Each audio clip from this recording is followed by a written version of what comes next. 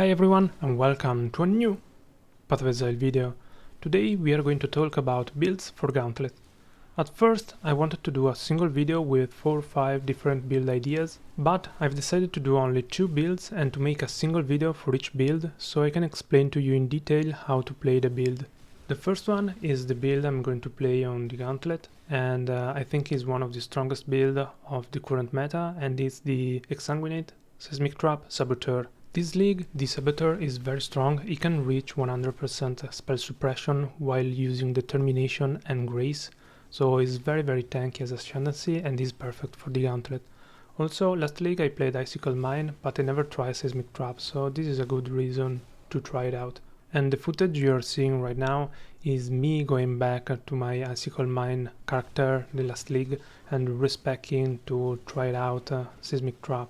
And as you may see, I still don't have the gem levels up to level 20, so the damage will be way higher than this. But let's jump to the build. First of all, I want to show you the equipment. This is very super budget gear. So the wand, we are using +1 physical spell skill gems, and critical we are using evasion and energy shield gear. So the helmet with life and resistances, chest, life, res, gloves, both life, res. Amulet, we are using agate for strength and intellect, with life, more stats and resistance. Rings, life, res. Belt, life, res. Very basic gear. Flasks, I like to use the panicked suffix. You can use an instant flask. Enduring mana, very useful. Quicksilver, and we are using granite for the armor, and quartz to get 10% suppressed spell damage to reach the 100% cap.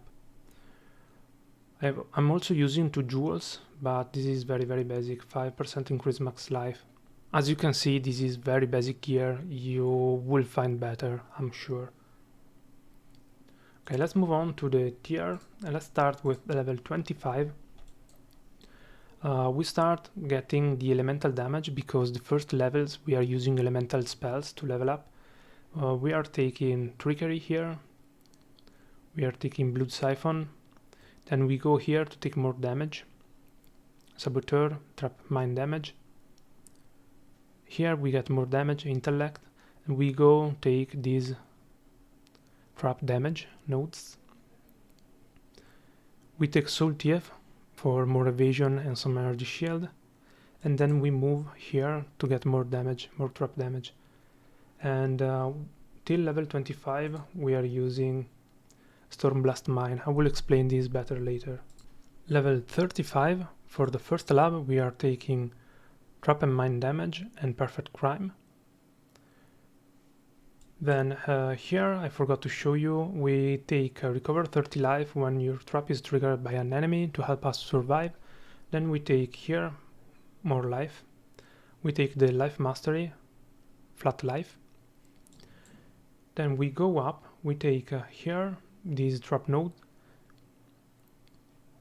and this life node. Level 55 Cruel Lab, we are taking Pyromaniac. And this is when we can swap to Exsanguinate and Seismic Trap.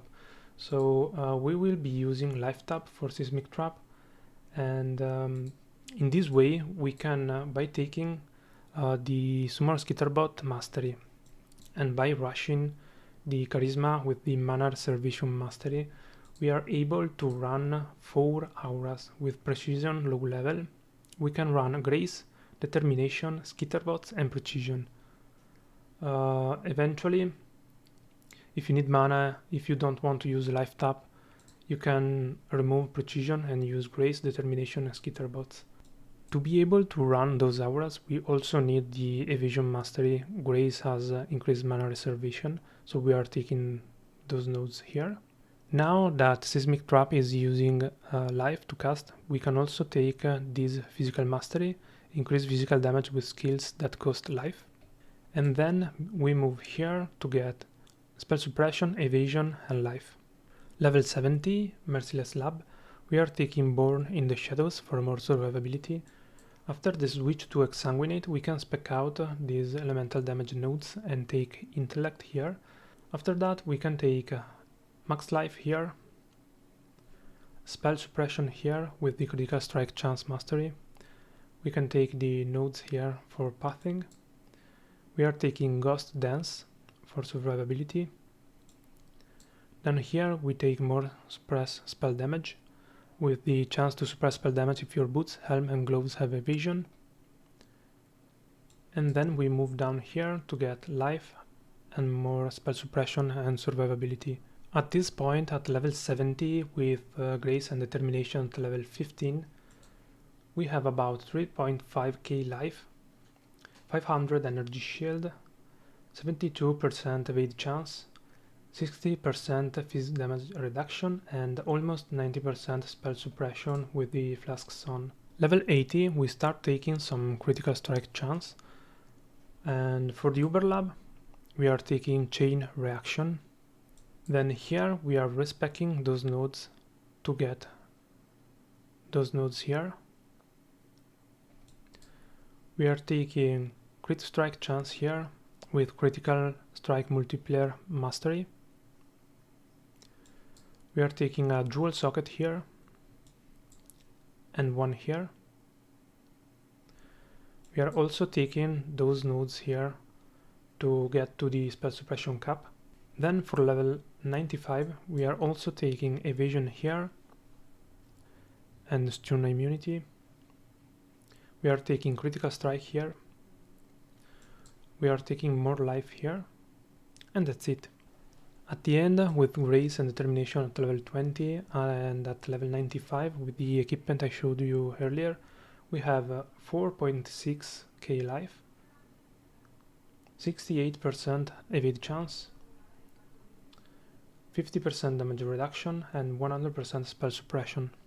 Those stats here can be increased by getting good equipment. Okay, let's see the leveling skill gems. So at level 1 we are taking Stormblast Mine with Swift Assembly at level 4. At level 4 we take a Bear Trap to help us with rares and bosses. Since the bosses has double the life, we need all the damage possible to kill the bosses. So we are also taking Frost Bomb to help us, and with Onslaught. We are also taking Orb of Storm that synergizes with the Stormblast Mine, and Frostblink as a movement skill. At level 8 we get access to added lightning damage, so we have a 3-link Stormblast Mine. At level 10 we swap Flame Dash for Frostblink. At level 16 we get access to some auras, so we get Skitterbots and Herald of Thunder. At this point we don't have the Summon Skitterbots mana reservation, but we should be able to use both. At level 25 we get access to Elemental Focus, so we are using Stormblast Mine with Swift Assembly, added Light and Elemental Focus. If you want, at this point you can swap out Stormblast Mine for Lightning Trap, which one you prefer. At level 28 we get access to Lightning Spire Trap, Flame Shower Trap and Seismic Trap, and we are using those for single target damage on bosses. So we are using Lightning Spire Trap with Trap and Mine damage, Elemental Focus and Controlled Destruction.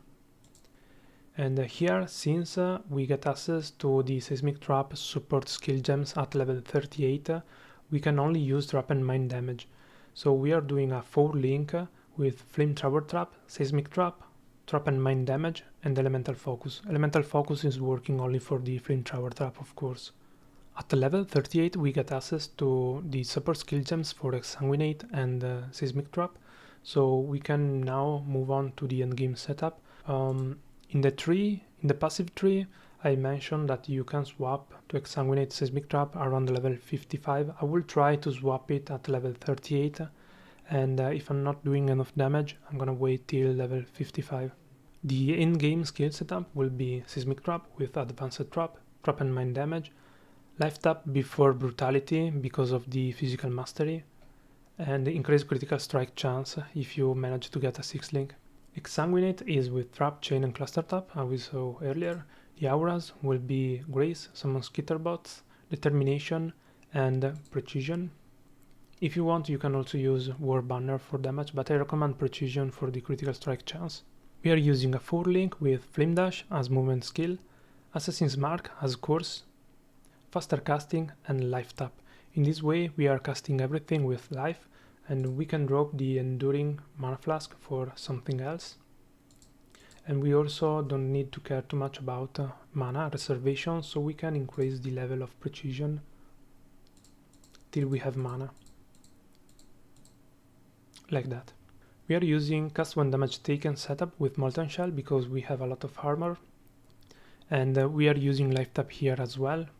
Here we are using Steel Skin with life tap and Bear Trap to increase our damage to bosses with life tap as well. As mentioned in the beginning of the video, I never played this build, so I don't really know how it will perform on a gauntlet, but this is one of the most popular builds for this league. Is very strong. Also the leveling part, I have already played this leveling pathing up to level 28-38 with the Icicle Mine build last league, and it went very well. This league is even stronger, this leveling, so should be not a problem. And that's really it for the build. I'm gonna link the path of building, of course, in the description. If you have any question, please leave a comment. I will do my best to answer it as quickly as possible. Leave a like if you enjoyed the video and subscribe if you want more content like this. Thank you very much for watching and stay safe, Exile.